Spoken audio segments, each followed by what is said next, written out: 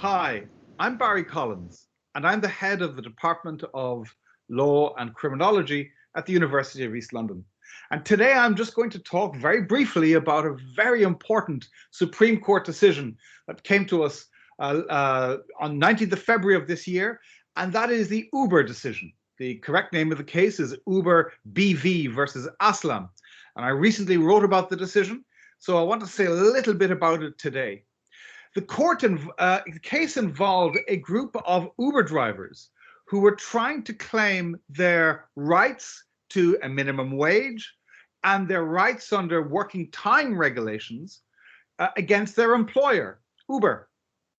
Now, Uber said that these drivers were not employees and that these were independent contractors, and as independent contractors didn't have a right to a minimum wage and didn't have a right to things like holiday pay or sick pay or rights to a maximum number of hours worked in a week.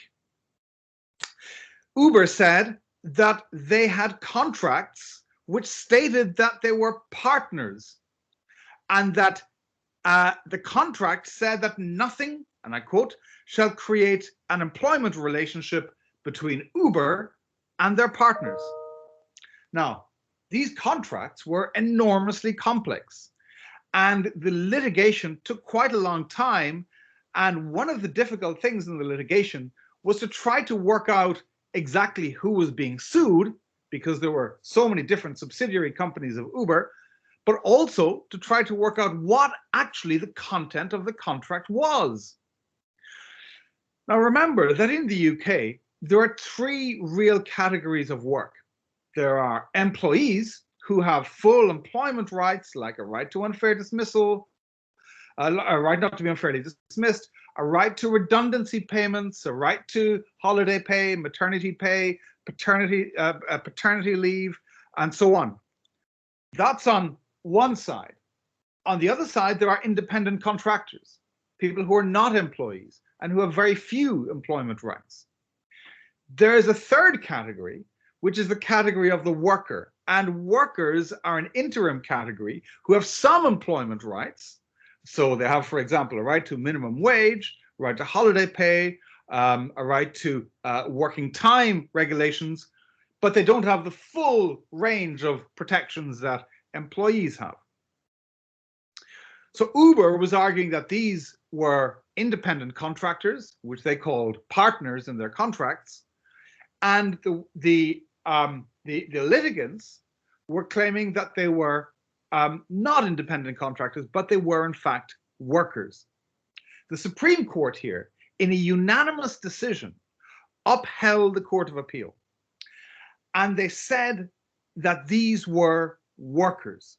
Very, very important decision. They asked here, is the employer here an employer, or are they simply an agency through which the litigants are establishing contracts with the passengers they take in their cars? Well, the Supreme Court said that these contracts were not what Uber said they were.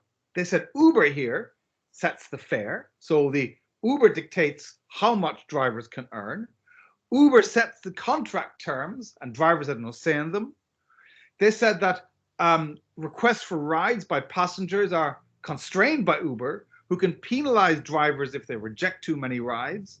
And finally, that Uber monitors a driver's service through the star rating and has the capacity to terminate the relationship if, after repeated warnings, this does not improve.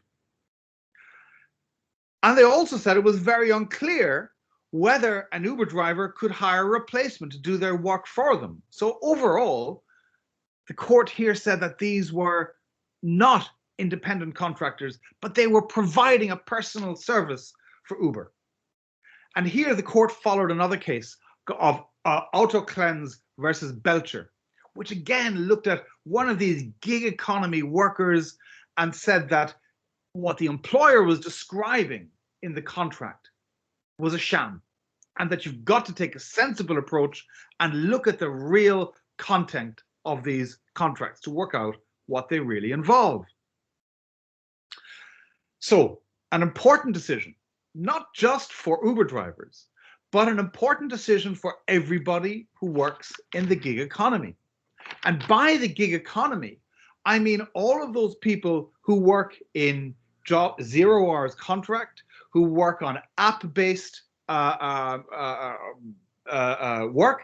So, for example, delivery drivers, people delivering food, Deliveroo, Just Eat, all these organizations, people who work for example, Amazon on 0 hours contracts. What we call this kind of gig economy, the deregulated, flexible work market. Now, I think everybody who works in that field should look at this judgment carefully, because this judgment makes it very clear that where a person is providing personal service for an employer, the court will look beyond the wording of the contract and take a common sense approach to determine if in fact they are workers and not independent contractors. So I think this is a case that you should look at. I think it's a case that will have a profound effect on the way in which thousands of people work. It will mean that those people who work in the gig economy, in that flexible kind of work, may suddenly find that they have new rights. They have rights to minimum wage.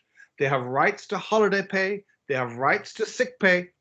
They have rights to not work more than a certain number of hours a week. And that is something that will change the lives of many, many people in the UK.